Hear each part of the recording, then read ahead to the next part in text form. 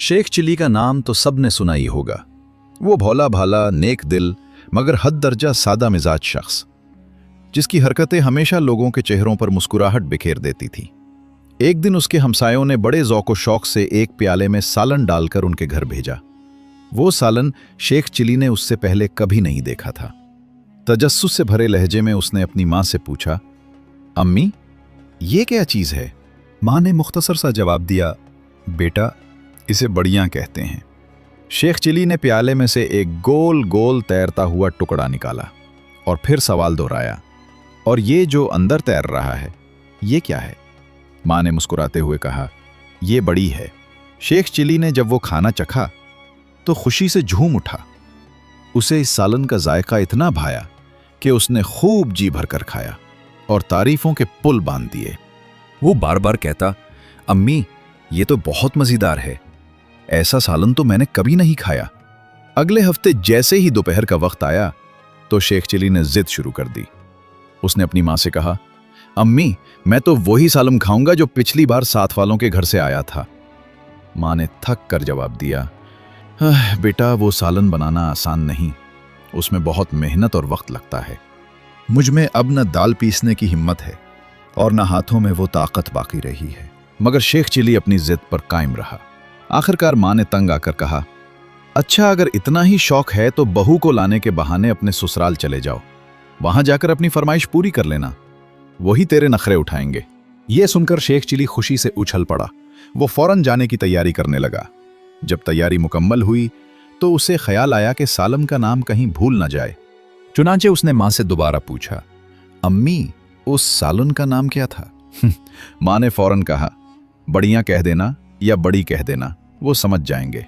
मगर चूंकि शेख चिली की याददाश्त मशहूर थी अपनी कमजोरी के लिए, उसने फौरन एक और सवाल कर दिया, अम्मी, अगर मैं वहां जाकर नाम भूल गया तो क्या होगा? कौन याद दिलाएगा? माँ ने हंसते हुए कहा, ऐसा कर, सारे रास्ते बड़ियां बड़ियां कहता चला जा, तो कभी नहीं भूलेगा। ये मशवरा सुनकर शेख चिली रवाना हो गया। वो चलते हुए पूरे जोश से दोहराता जाता, बड़ियां बड़ियां बड़ियां। इसे इस बात का जरा भी अंदाजा नहीं था कि उसके ये अल्फाज आगे जाकर इसके लिए कितनी मुसीबतों का सबब बनने वाले हैं। रास्ते में कुछ चिड़ी मार बैठे थे, जिन्होंने जाल लगाया हुआ था ताकि चिड़ियां पकड़ सकें। जब उन्होंने दूर से सुना कि कोई शख्स बुलंद आवाज में कह रहा है, बड़ियां बड़ियां, यानी बढ़ना से मुराद घुस जाना, तो वो समझे कि उनकी चिड़ियां जाल में घुस गई हैं। वो खुशी से जाल खींचने लगे, मगर जब देखा कि जाल खाली है तो वो गुस्से से लाल पीले हो गए। उन्होंने समझा कि शेख चिली उनसे मजाक कर रहा है। गुस्से में आकर उन्होंने उसे खूब मारा पीटा। बेचारा शेख चिली रोते हुए बोला, मुझे क्यों मार रहे हो? मैंने क्या किया है? चिड़ी मारों ने गुस्से से कहा, तू जो कह रहा था बड़ियां बड़ियां, हमें लगा तो हमारा मजाक उड़ा रहा है।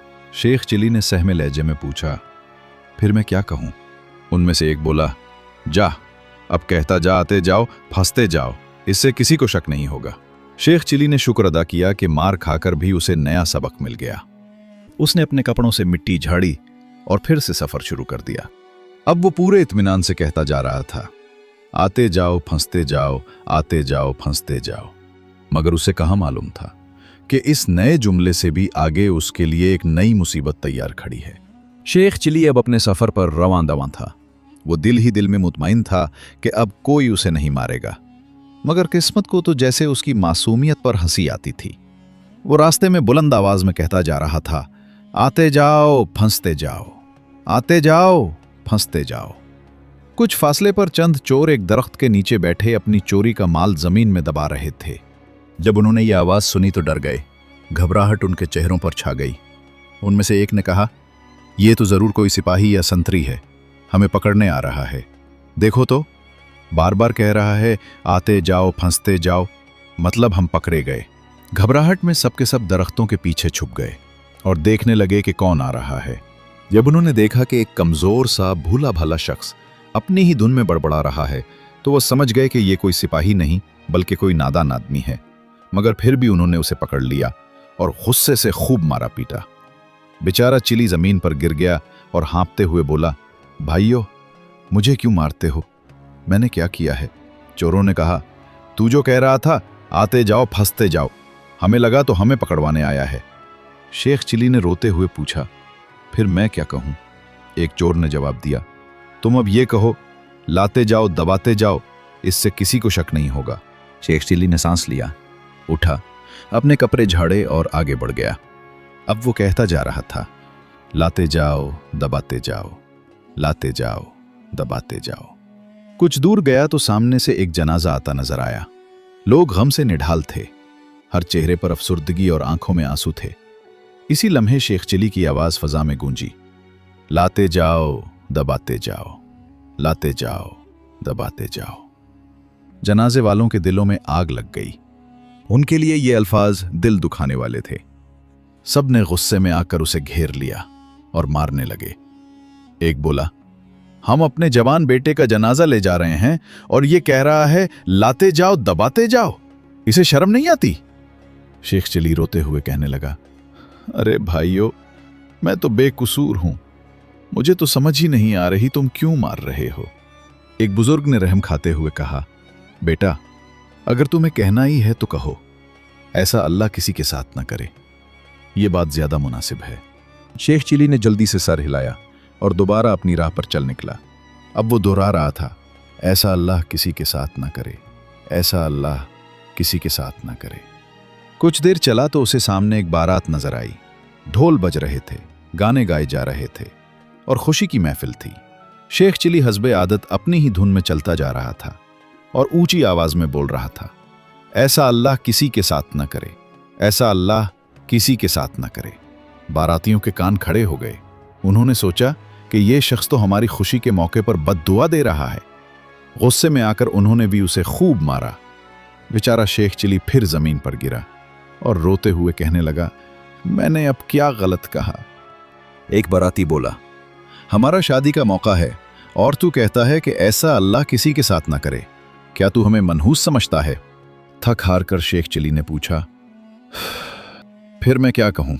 बाराती ने चिढ़कर कहा, कुछ ना कह, चुपचाप चला जा। अब शेख चिली के पास कहने को कुछ ना रहा। वो वाकई चुप हो गया, चुपचाप चलता रहा और दिल में सोचता रहा कि आखिर मेरा कसूर क्या है? मैं तो बस वही कहता हूं जो लोग खुद सिखाते हैं। मगर किस्मत के खेल बड़े निराले थे। एक बात से बचने के लिए जो नई बात वो सीखता, वही उसके लिए नई मुसीबत बन जाती। शेख चिली आखिरकार थका हारा, मार खाता, चुपचाप चलता हुआ अपने ससुराल जा पहुंचा। वहां पहुंचते ही उसके ससुराल वालों ने उसका भरपूर इस्तकबाल किया। ढोल बजने लगे, खुशी की लहर दौड़ गई कि दामाद साहब आए हैं। सब लोग उसकी आओ भगत में लग गए।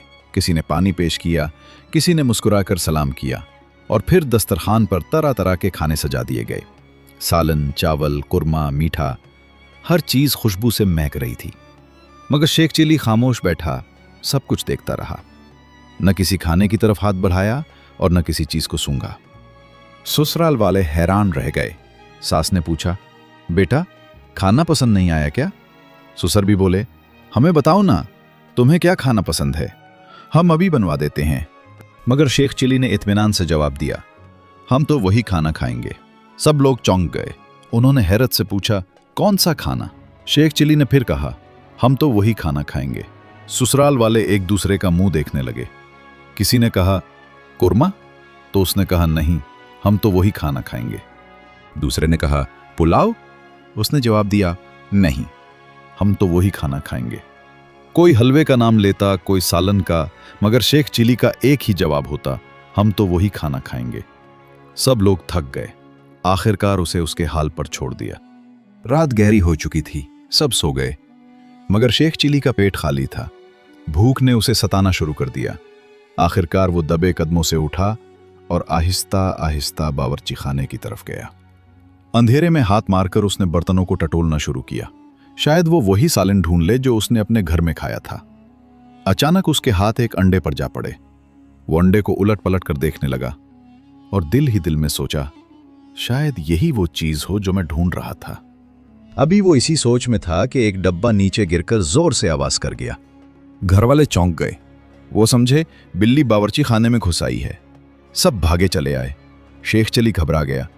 उसे समझ ना आई कि अंडा कहाँ छुपाए। चुनाचे उसने जल्दी से अंडा मुंह में रख लिया। जब सब अंदर आए तो देखा शेख चिली का चेहरा फूला हुआ है। गाल एक तरफ से उभरा हुआ। सास घबरा कर बोली, हाय हाय, हमारे दामाद के मुंह में तो फोड़ा निकल आया है, इसीलिए तो बेचारा रात को खाना नहीं खा रहा था। सब घबरा गए और फौरन हकीम साहब को बुलाने दौड़ पड़े। आधी रात का वक्त था, हकीम साहब ऊँघ रहे थे मगर मजबूरन आए। उन्होंने शेख चिली को देखा, नब्ज चेक की और फिर गाल दबाया। शेख चिली ने अंडा दूसरी तरफ कर लिया। हकीम साहब ने हैरत से दूसरी तरफ से दबाया तो उसने अंडा पहली तरफ सिरका दिया। यह सिलसिला काफी देर चलता रहा। हकीम साहब हैरान होकर बोले, सुभान अल्लाह, ये तो बड़ी खतरनाक बीमारी है। जो ही शेख चिली के कानों में बड़ी का लफ्ज पड़ा, उसकी आंखें चमक उठी, जैसे भूली हुई याद यकायक वापस आ गई हो। वो फौरन उछल पड़ा, मुंह से अंडा निकाला और खुशी से चिल्लाते हुए बोला, हम तो बड़ी खाना खाएंगे, हम तो बड़ी खाना खाएंगे। सब हंसने लगे। तब सबको पता चला कि वो बड़ियां मांग रहा था। यूं शेख चिली की भूल खत्म हुई, सब खुश हुए और वो मजे से अपनी पसंदीदा बड़ियां खाने बैठ गया। शेख चिली जब अपनी पसंदीदा बड़ियां खाने बैठा तो खुशी से उसका चेहरा चमक उठा। सास ने फौरन बावर्ची से कहा, बेटे के लिए बड़ियां बनाओ। कुछ ही देर में सालन आ गया। शेख चिली ने नवाला लेते ही कहा, वाह, यही तो वो खाना है जिसके लिए मैं इतनी मारे खाकर आया हूं। सब हंसने लगे। सास बोली, दामाद मियां, तुम्हारी जिद भी निराली है। शेख चिली हंसते हुए बोला, अम्मी जान, अल्लाह का शुक्र है, आखिर बड़ी मुझे याद आ गई। ये कहकर वो जोर से कहका लगाकर हंसने लगा। खाना खाने के बाद सब लोग उसके इर्द गिर्द बैठ गए। सुसर ने मोहब्बत से पूछा, बेटा, रास्ते में तुम्हें क्यों मार पड़ी? शेख चिली ने हंसते हुए सारी कहानी सुनाई। कैसे बड़ियां कहते हुए चिड़ी मारू ने मारा, फिर चोरों, जनाजे वालों और बारातियों ने भी। सब हंसी से लूट-पूट हो गए।